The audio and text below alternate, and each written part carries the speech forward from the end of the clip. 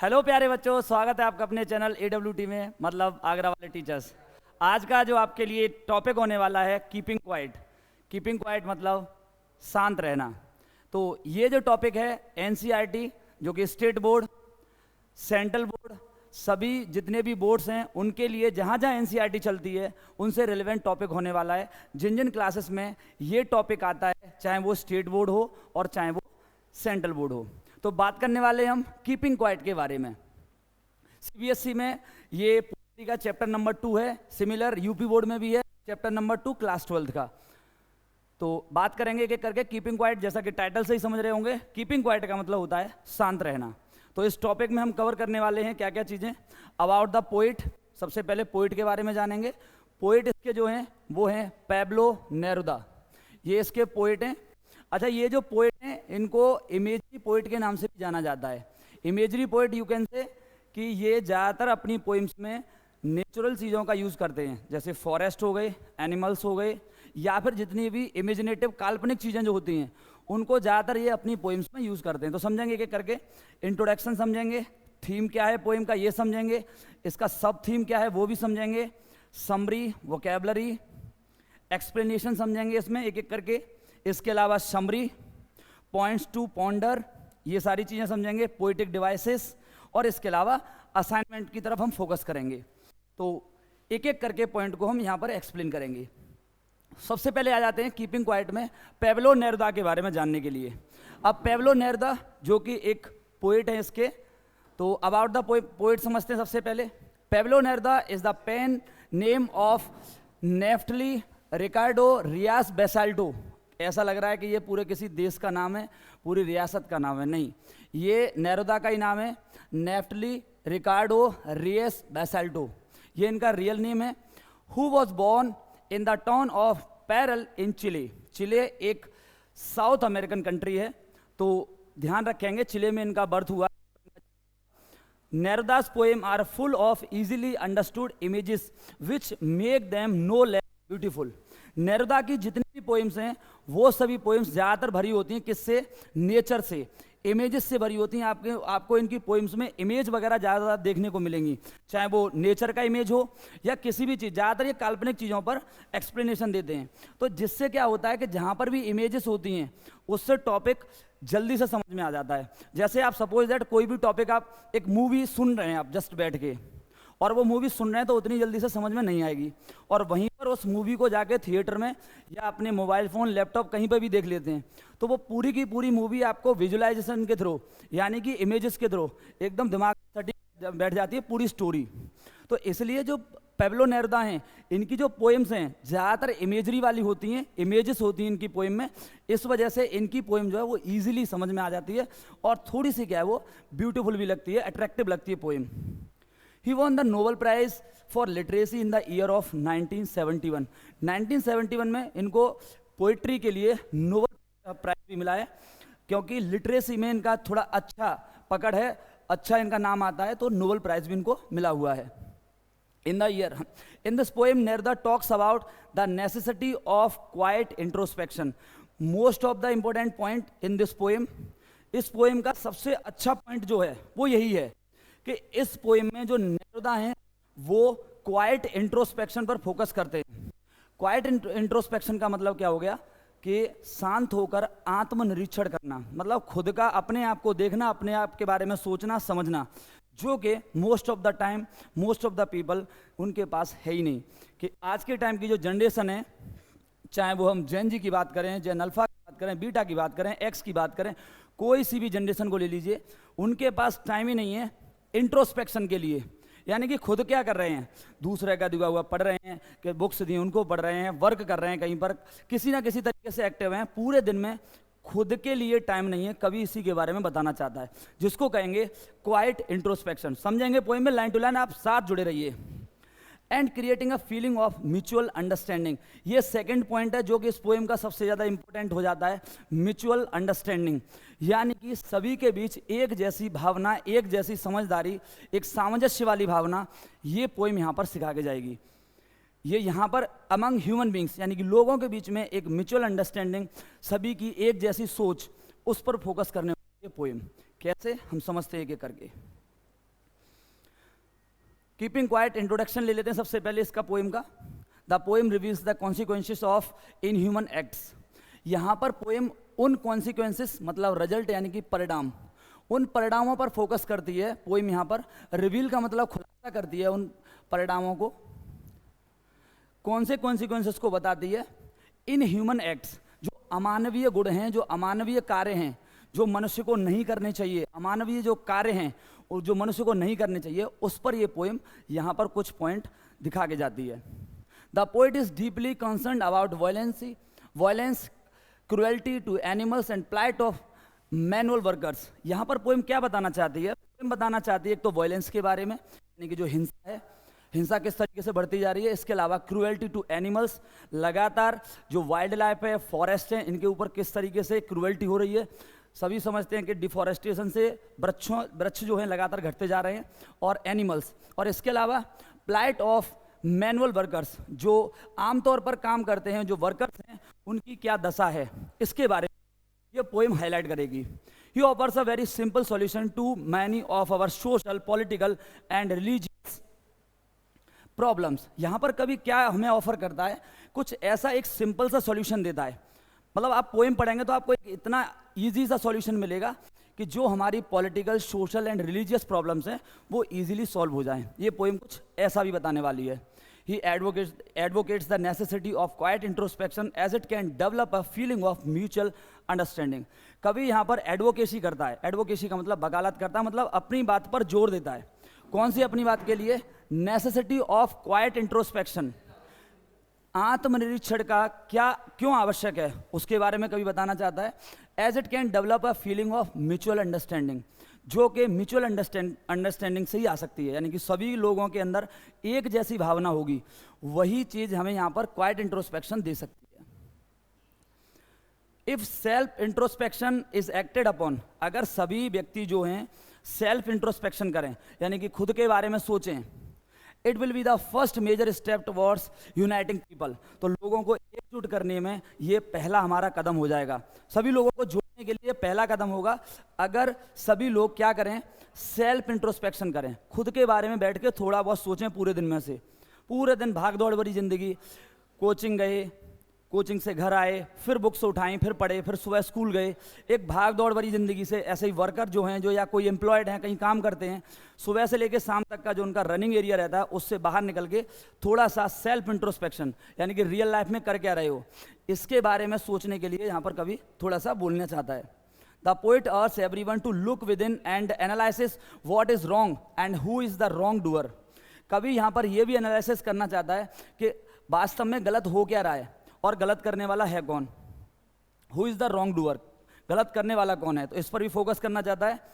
This will cleanse every heart and ennoble all the people. यहाँ पर कभी क्या कहना चाहता है कि सभी के जो हर्ट हैं वो एकदम क्लीन रहेंगे, मतलब लोगों के अंदर एक अच्छी फीलिंग रहेगी, लोग पॉजिटिव थिंकिंग रखेंगे अपने मन में।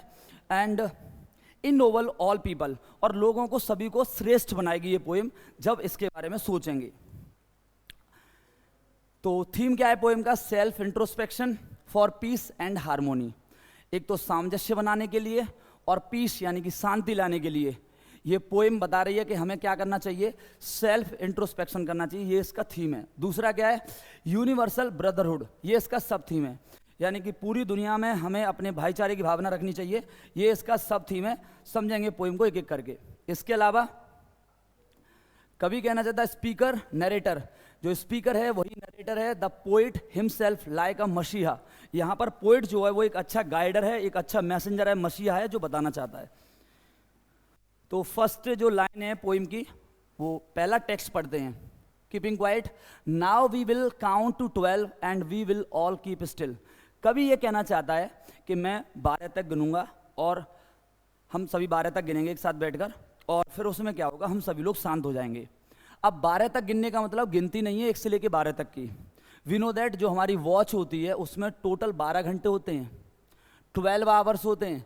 अब उन 12 आवर्स में से पोइट ये कहना चाहता है कि इन 12 घंटे में से कोई भी एक ऐसा टाइम सेलेक्ट कर लेते हैं जिसमें हम शांत बैठ सकें थोड़ी देर के लिए, और जिसमें हम सेल्फ इंट्रोस्पेक्शन कर सकें, यानी कि अपने बारे में सोच सके। कभी कुछ ऐसा कहना चाहता है कि यानी कि मैं 12 तक गिनूंगा, हम सभी 12 तक गिनेंगे और थोड़ी देर के लिए शांत हो जाएंगे। अब 12 तक गिनने का मतलब ये इस वॉच का कोई भी एक आवर हम सेलेक्ट करते हैं, थोड़ी देर का समय, जिसमें हम बैठ के अपने बारे में सोच सकें। अब सोचेंगे कैसे? For once on the face of the earth let's not speak in any language. अगर हम पूरी दुनिया को एक जैसे फेस में देखना चाहते हैं, सभी लोग एक जैसे फेस में हों, मतलब किसी भी प्रकार की एक्टिविटी नहीं कर रहे हों। अभी क्या है कि जब लोग एक्टिविटी में रहते हैं तो कोई ऑफिस जा रहा है, कोई खाना बना रहा है, कोई झाड़ू लगा रहा है, अलग अलग तरीके की एक्टिविटीज़ करते हैं।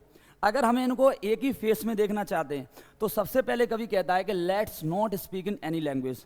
जो अलग अलग भाषाओं में हम बातें करते हैं तो वो बातें करना बंद करो। सबसे पहले तो आपको मौन रखना है, बातें ही नहीं करनी। सबसे पहले ट्रैंक्विलिटी लेके आनी है, शांति। Let's stop for 1 second and not move our arm so much. 1 second के लिए कभी कहना चाहता है, यानी कि ये जो 12 आवर्स हैं इसमें से थोड़ा समय, 1 सेकंड का मतलब बोलना चाह रहा है, थोड़ा सा समय आप सेलेक्ट करिए और उस समय पर जो आप अपनी वर्डली एक्टिविटीज़ करते हैं, जो क्रियाकलाप करते हैं घर के, उन क्रियाकलापों को थोड़ी देर के लिए रोक दीजिए। हम 12 तक गिनेंगे, सभी शांत हो जाएंगे। पूरे अर्थ को एक जैसे फेस में देखने के लिए अलग अलग प्रकार की जो भाषाओं में बातें करते हैं उनको रोक देते हैं, थोड़ी देर के लिए रुक जाते हैं और जो हम वर्डली एक्टिविटी करते हैं या जो भी कार्य कर रहे हैं उनको थोड़े समय के लिए रोक कर अपने इस क्वाइट इंट्रोस्पेक्शन पर फोकस करते हैं। अगला स्टेंजा है, जैसे ही आप ऐसा कर लेते हैं कि अलग अलग प्रकार की भाषाओं का यूज नहीं करते, थोड़ी देर के लिए शांत हो जाते हैं, तो it would be an exotic moment. तो ये जो पल होगा ना वो एकदम एक्सोटिक होगा। एक्सोटिक का मतलब कह सकते हैं यूनिक। ये वाला जो मोमेंट आएगा आपके पास, ये जो पल होगा वो काफ़ी ज़्यादा यूनिक होगा, मतलब अनोखा पल होगा, जिसमें विदाउट रस without engines.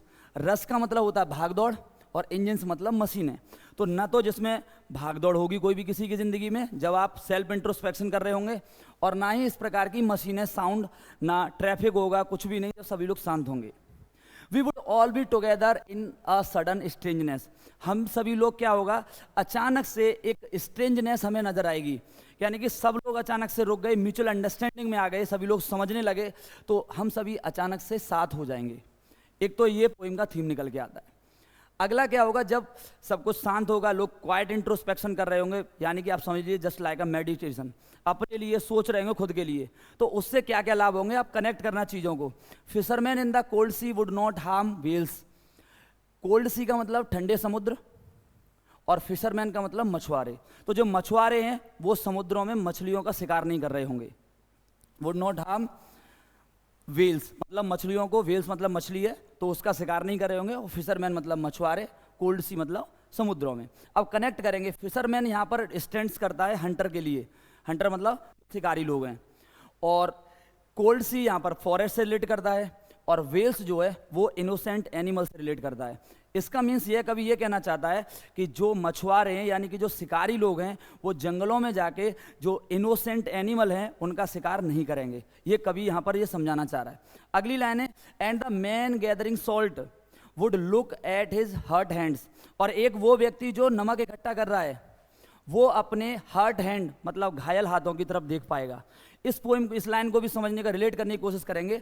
Man gathering salt का मतलब क्या है, एक वो व्यक्ति जो दिन रात परिश्रम कर रहा है अपने घर को चलाने के लिए, अपने परिवार को पालने के लिए, अपने बच्चों को पढ़ाने के लिए, दिन रात जो मेहनत कर रहा है, इस मेहनत करते टाइम पर वो खुद के जो हर्ट हैंड्स हैं यानी कि खुद के जीवन में जो परेशानी है पर्सनल उसकी, वो उनको नहीं देख पा रहा। लेकिन जब क्वाइट इंट्रोस्पेक्शन करेगा, कम से कम कोई समय 12 घंटे में से निकालेगा थोड़ा सा समय, तो वो खुद के बारे में भी सोचेगा कि रियल लाइफ में मेरे साथ चल क्या रहा है, मैं इतना भागदौड़ कर रहा हूँ, मेरी लाइफ में क्या चल रहा है रियल लाइफ में, इसके बारे में भी कभी सोचेगा। तो ये कहने की कोशिश कर रहा है। अगली लाइन समझते हैं, और क्या लाभ होंगे क्वाइट इंट्रोस्पेक्शन से। अभी हमने देख लिया, एक तो जंगली जानवरों का शिकार नहीं होगा, दूसरा जो लेबोरियस मैन है जो दिन रात मेहनत कर रहा है वो भी अपनी जीवन की समस्याओं को समझ पाएगा, जिससे वो ना तो डिप्रेशन में जाएगा ना अन्य प्रॉब्लम्स में फंसेगा। आगे समझते हैं और क्या फायदे होंगे। Those who prepare green Wars, समझना जो हरी लड़ाई लड़ रहे हैं, ग्रीन वॉर्स का मतलब हो गया हरी लड़ाई। अब इसका सेंस क्या है, डिफॉरेस्टेशन, यानी कि जो लोग डिफॉरेस्टेशन कर रहे हैं, जंगलों की कटाई कर रहे हैं, एक तो ये जंगलों की कटाई रुक जाएगी, नेचर से नहीं खिलवाड़ करेंगे। वॉर्स विद गैस, गैस की जो लड़ाई है इट मीन्स पॉल्यूशन नहीं फैलाएंगे। और इसके अलावा वॉर्स विद फायर, जो हिंसक वॉलेंटिव लड़ाइयाँ लड़ रहे हैं, बंदूकों की, तोपों की, इस तरीके की जो बॉम्ब्स वगैरह इनकी लड़ाइयाँ जो चल रही हैं, वो लड़ाइयाँ भी रुकेंगी। कभी कहना चाहता है कि विक्ट्री विद नो सर्वाइवर्स, इन लड़ाइयों में अगर विक्ट्री हो जाती है तो उस विक्ट्री का मतलब जीत हो जाती है, उस जीत का भी कोई फायदा नहीं है। क्यों विद नो सर्वाइवर्स? क्योंकि यहाँ तो सब कुछ खत्म हो जाएगा, पॉल्यूशन सब कुछ खत्म कर देगा, एनवायरनमेंट खत्म हो जाएगा, ग्रीन वॉर्स होंगे, जंगल खत्म हो जाएंगे। तो कभी ये कहना चाहता है कि ऐसी लड़ाइयों में अगर मनुष्य जीत भी जाता है तो उससे उसे क्या हासिल होगा? वुड नो सर्वाइवर्स, कोई तो सर्वाइवर नहीं बचेगा। अब क्या करना चाहिए फिर? Would put on clean clothes. कभी ये कहना चाहता है कि ऐसी स्थिति में उसे क्लीन क्लॉथ्स यानी कि स्वच्छ वस्त्र धारण करने चाहिए। इसको भी रिलेट करेंगे। क्लीन क्लॉथ्स का मतलब क्या है? उसको पॉजिटिव थिंकिंग रखनी चाहिए। ऐसे मनुष्य को क्या रखनी चाहिए? Positive thinking. अब पॉजिटिव थिंकिंग रखेगा तो उससे क्या होगा? And walk about with their brothers, और जो भाई हैं उसके, जो आस पड़ोस के रहने वाले लोग हैं, जो कम्युनिटीज हैं, जो समाज के लोग हैं, उनके साथ में एक भाईचारे की भावना या फिर एक ब्रदरहुड होनी चाहिए उनके। कभी ये कहना चाहता है कि जब आपके पॉजिटिव विचार होंगे तो जो आस पड़ोस में रहने वाले लोग हैं उनके प्रति आपको ब्रदरहुड वाली फीलिंग होगी। क्योंकि in the said doing nothing, किसी के पीठ पीछे आप कुछ भी बोलते रहो उससे कुछ हासिल नहीं होने वाला। कभी कुछ ऐसा कहना चाहता है। अगली लाइन है, कभी बोलना चाहता है कि मैंने अभी अभी आपसे कहा कि आप क्वाइट इंट्रोस्पेक्शन करिए, काम मत करिए, बैठ जाइए। उसका मतलब ये नहीं है what I want should not be confused. मैं जो बोलना चाह रहा हूँ उसके बारे में कंफ्यूज मत होना। मैं क्या कहना चाहता हूँ, मेरा मतलब ये नहीं कि टोटल इनएक्टिविटी, कल से काम करना ही बंद कर दो। सर ने कहा था, पोएम में पढ़ाया था सर ने कि कल से काम नहीं करना, पढ़ना नहीं है, सिर्फ सेल्फ इंट्रोस्पेक्शन करना है, चुपचाप खड़े हो जाना है, ऐसे करके चुपचाप कुछ बोलोगे सर ने मना किया क्योंकि पोएम में दिया हुआ है, ऐसा नहीं करना है। कभी ये कहना चाहता है life is what it is about, I want no track with death. कभी ये कहना चाहता है कि जीवन क्या है? जीवन वो है जो मैं बताना चाहता हूँ, ना कि जीवन वो है कि मेरा मतलब सिर्फ मृत्यु से है, ऐसा नहीं है। डेथ का मीन्स नहीं है। जीवन क्या है? जीवन इसमें है साइलेंस। साइलेंस मतलब पॉजिटिव एटीट्यूड में है, कभी ये कहना चाहता है। सकारात्मक सोच में है, कभी बोलना चाहता है। अगली लाइन बोलती है if we were not single minded about keeping our lifes moving. यहां से समझेंगे बेटा, अगर हम अपने जीवन में सिंगल माइंडेड नहीं होंगे, एक उद्देश्य नहीं होंगे, जीवन में एक नहीं होगा, तो क्या होगा? About keeping our lifes moving, हम अपने जीवन को भटकता पाएंगे।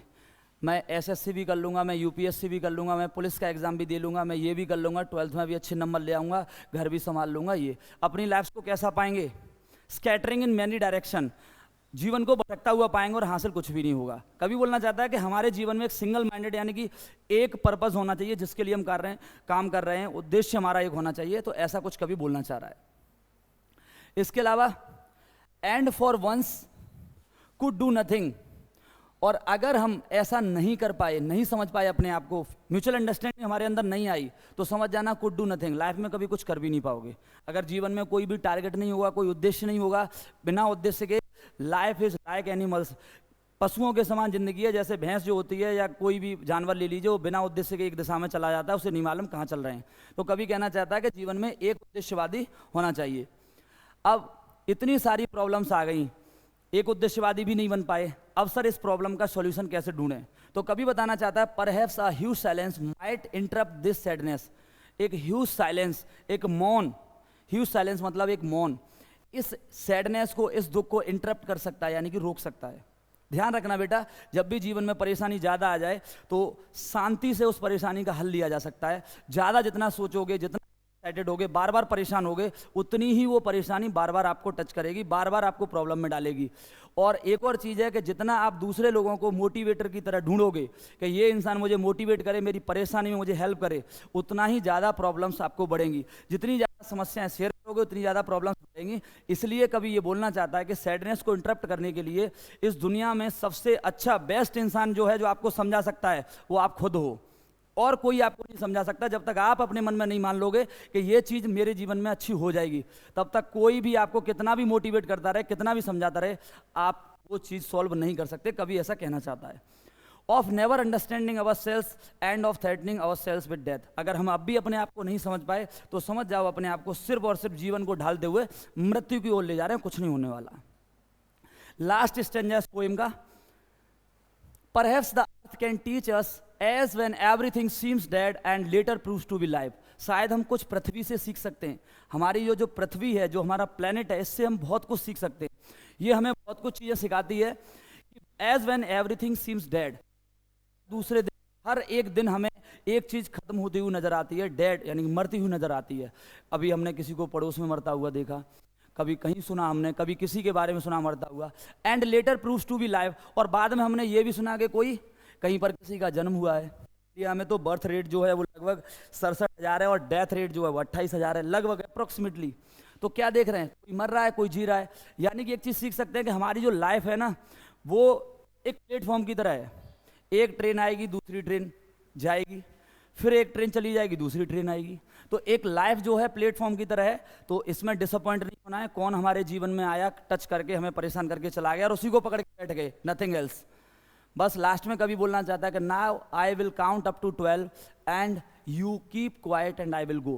कभी कहता है मैं फिर से 12 से गिनूंगा, 12 तक गिनूंगा, आप सभी लोग शांत होंगे और मैं चला जाऊंगा। जिसमें कभी कहना चाहता है 12 तक गिनने का मतलब वो दिन के 12 घंटे जिनमें से एक मैं अपने खुद के लिए निकालिए, personal, not study, nothing else, सिर्फ अपने लिए कि what I am doing now, मैं कर क्या रहा हूँ। तो उसके बारे में सोचिए और शांत रहिए, फिर आपको जीवन का सही आसार समझ में आएगा। तो प्यारे बच्चों, इस तरीके से मैंने कीपिंग क्वाइट के आपको एक्सप्लेन किया। आप तो समझिए चैप्टर को। कोई भी किसी भी तरीके की प्रॉब्लम्स आती है तो कमेंट बॉक्स में जरूर लिख के बताएं। नेक्स्ट वीडियो में हम चर्चा करेंगे इसी चैप्टर के लिए कौन कौन से इंपॉर्टेंट क्वेश्चंस हो सकते हैं, सेंट्रल आइडिया क्या हो सकता है, समरी क्या हो सकती है। तब तक के लिए जुड़े रहिए हमारे चैनल AWT से, यानी कि आगरा वाले टीचर्स। धन्यवाद।